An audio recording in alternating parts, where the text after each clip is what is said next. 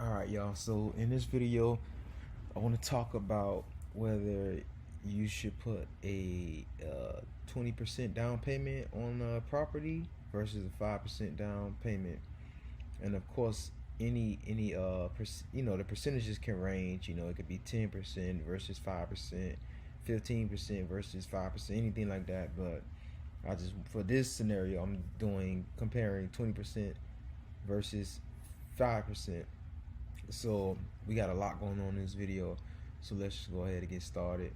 So as if you watch my previous videos, I'm just looking at I've been using a two condo, and the home value was $160,000. So obviously, the home value, it can change, but for this scenario, I'm using $160,000 for a two condo. So let's get into it. So here is this box is pretty much the monthly payment, right? So let's go over everything that's going to be included in your monthly payment or your monthly budget or whatnot, right? So we got the mortgage interest rate, we got the monthly mortgage payment, we got the monthly insurance, we got the monthly PMI insurance, right? We got the monthly property taxes, monthly repair and maintenance, and the monthly HOA. So let's go over here. The 20% down payment. So the 20% is it would be $32,000 for a down payment, and that 32,000 would be the 20% of the $160,000. So the mortgage interest rate, I just said let's put it at 3%, which would give us a monthly mortgage payment of 539.65. So I use the amortization calculator. I'm not going to bring that up because that'll be too much to put in the video. But just know this number is accurate. I use the amortization calculator. So then we go down. This is the monthly insurance for the condo, which would be roughly $60 we put. The monthly PMI insurance would be nothing because there's 20% down, so there wouldn't be any PMI insurance.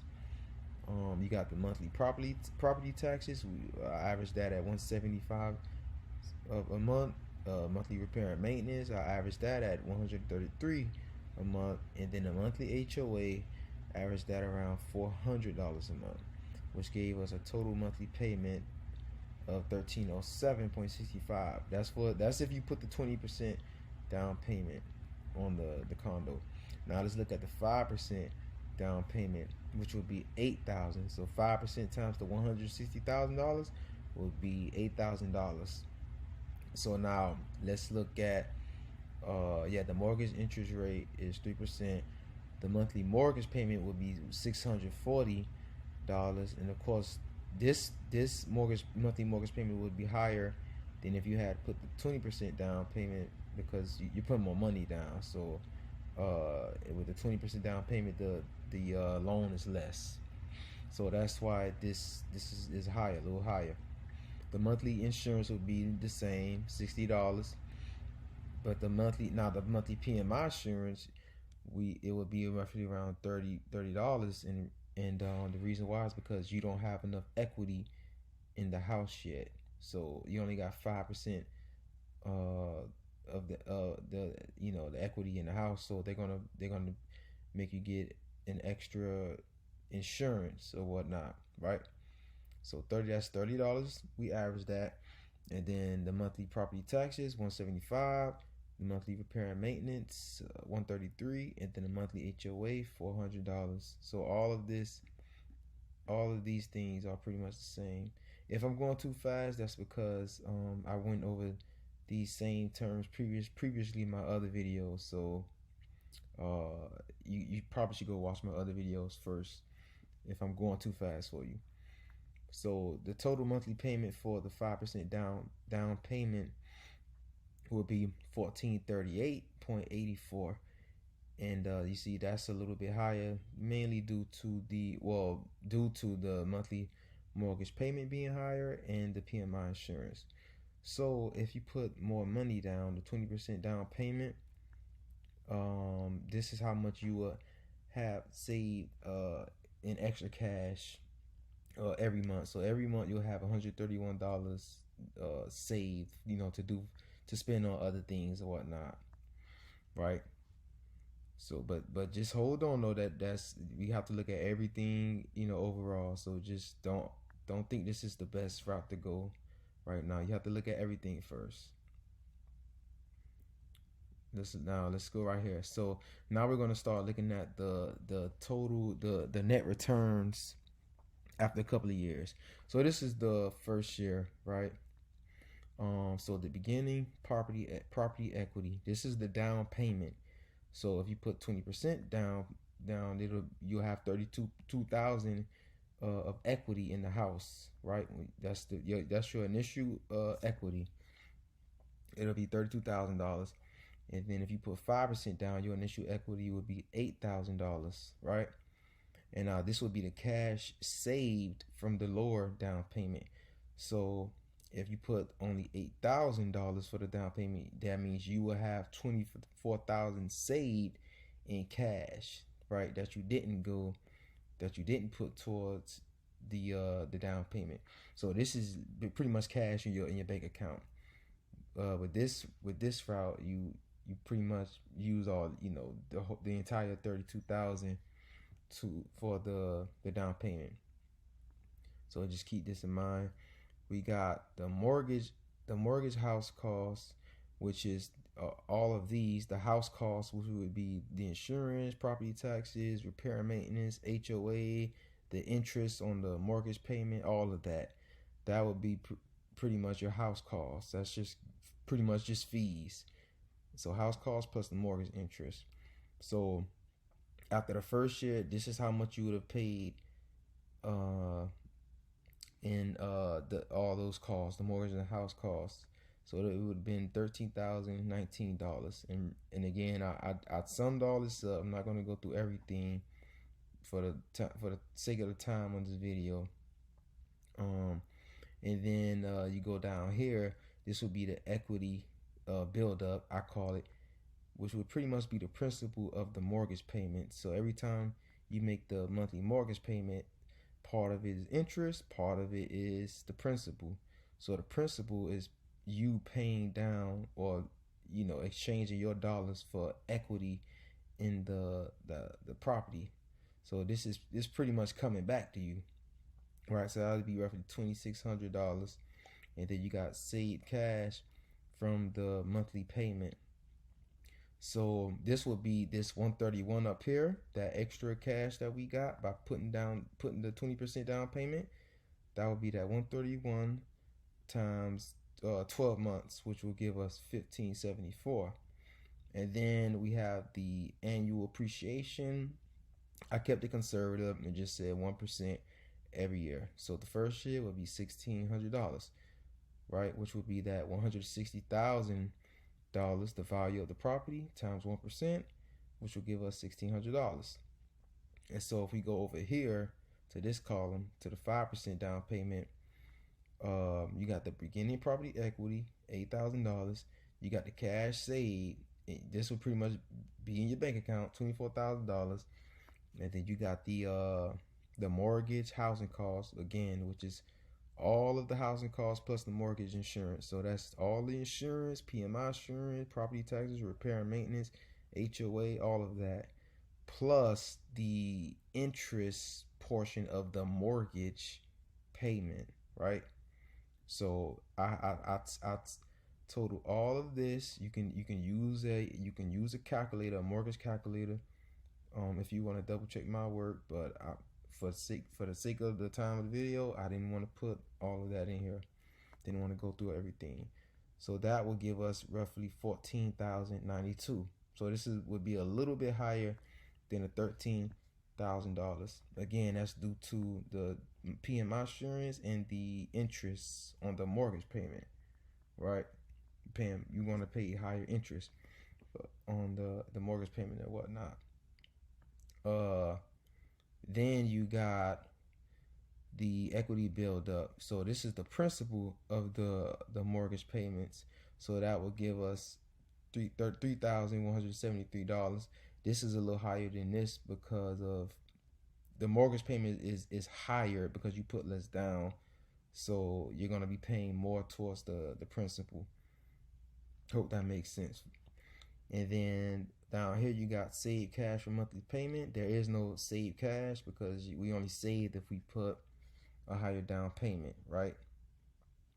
And so this will be pretty much your net return after the first year. So your net return on the 20% down payment would be $24,827. And then your net return on the 5% down payment would give you $22,000. And so the difference will be $2,146.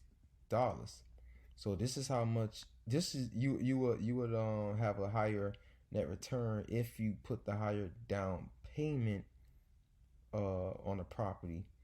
And then so this net return, so if we took this 2146, right, and divided by this $24,000, the difference in between the $32,000 and the $8,000, it would give us a net return of 8.94%.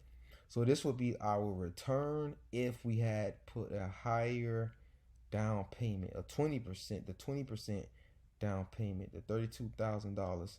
This would be our net return in percentage. It would be 8.94%, right? So you would take this $2,100 divided by that $24,000. And the reason why I selected $24,000 is because this is how much extra you put towards the higher down payment versus the lower down payment. So this is the key number we want to look at, really, you know. So this is the extra amount that we invested. So we take this, you know, the net return divided by that 24,000, which will give us 8.94%. So that would be your net return after the first year. And then, all right, let's go down. Let's go down. Let's see. Okay, so what's this? Okay, so now we're on the next page. So now these will be your net return after 2 years. I'm not going to go through all of this again because it's going to make the video extra long, and I went over the same things in my prior videos. So for time's sake, we're just going to go over the net returns. If you want to double check my work, you can go ahead. It might be a lot of math involved, but you can go ahead. And so your net return after the 2 years, this is the accumulated. Everything is accumulated. It's not going to be your net return from the first year plus your net return from the second year. No, this is the net return in total over 2 years. So your net return over the 2 years, right, in cash or in dollar amount will be $2,851, and in percentage it will be 11.88%, right? Third year, your net return in dollars would be $6,346, and in percentage it would be 26.44%. Let's go down. And then this last one is the net return after 4 years. So let's see. Your net return after the 4 years would be in dollars 8,398%, and the net return in percentage will be 34.99%.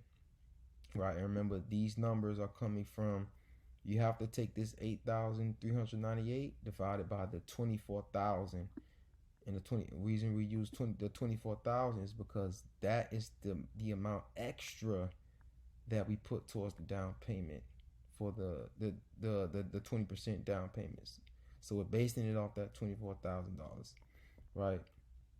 And the reason why this is negative is because right here, this net return is negative, is because these housing costs are increasing over time.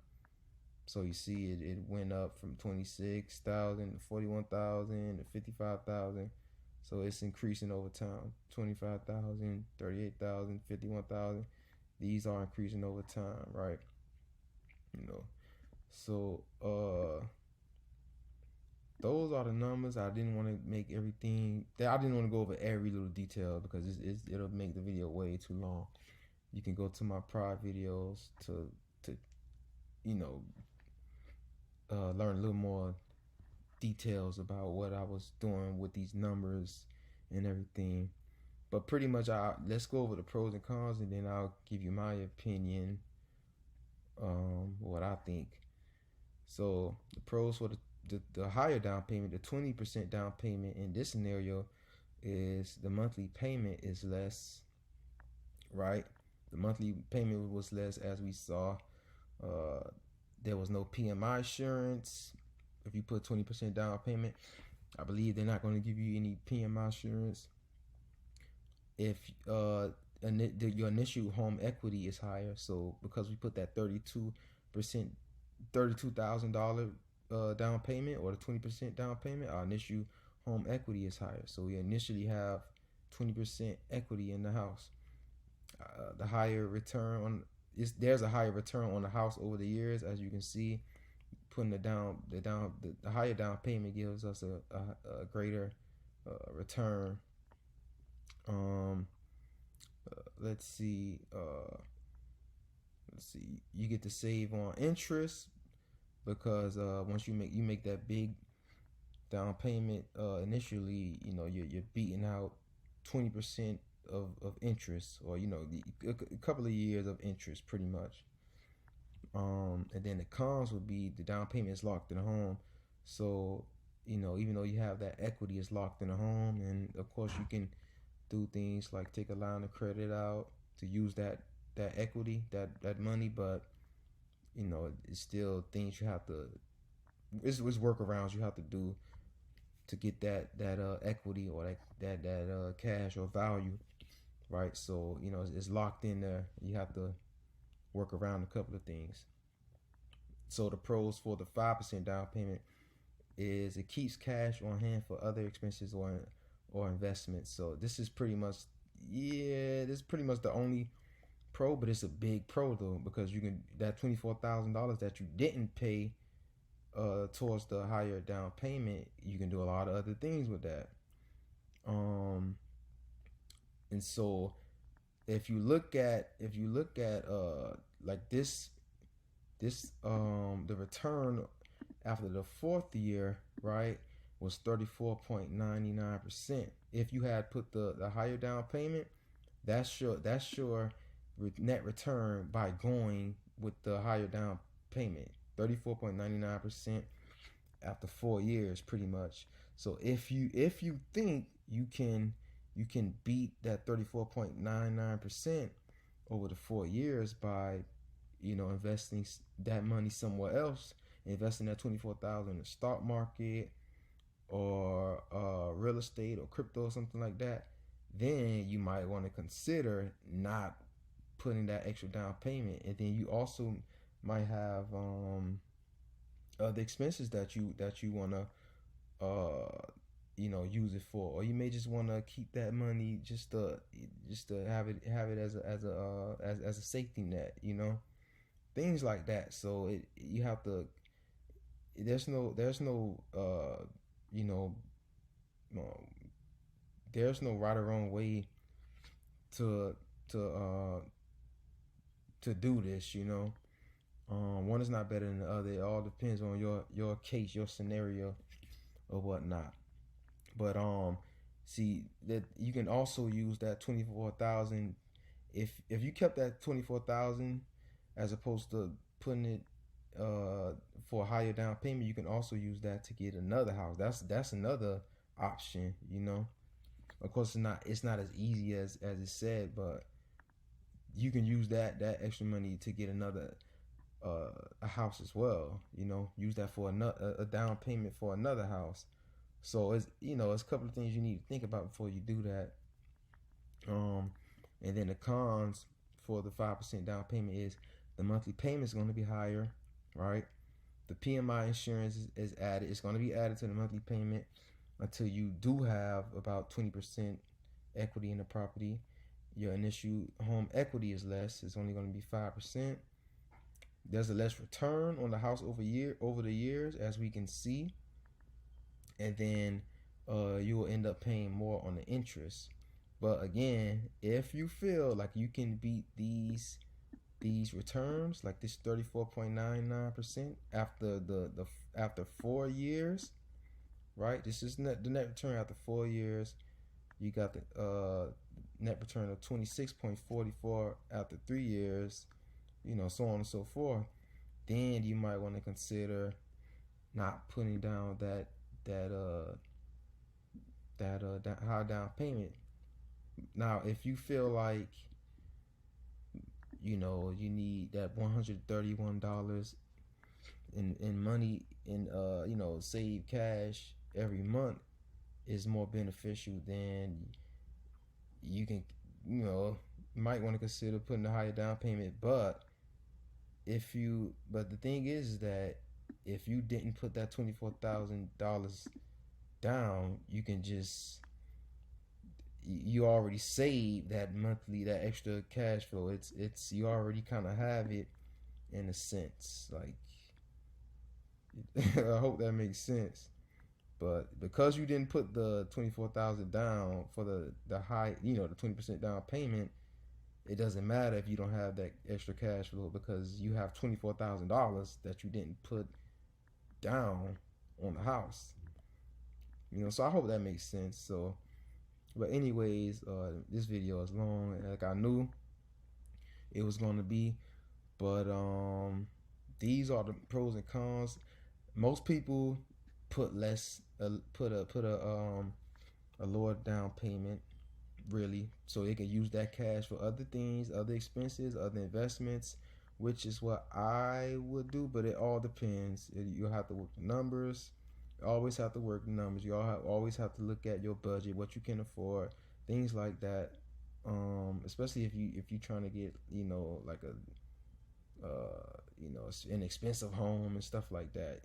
But anyways, you always want to work the numbers. Like what I'm saying, or my opinion on this, it's not going to be the right advice for every scenario, every case. So I would lean more to putting a lower down payment in most cases to keep cash on hand for other expenses or investments. But I'm not a financial advisor, and this is not financial advice. So this is just a scenario for you to look at, and that's pretty much it. So thank you for watching, and I'll see you in the next one.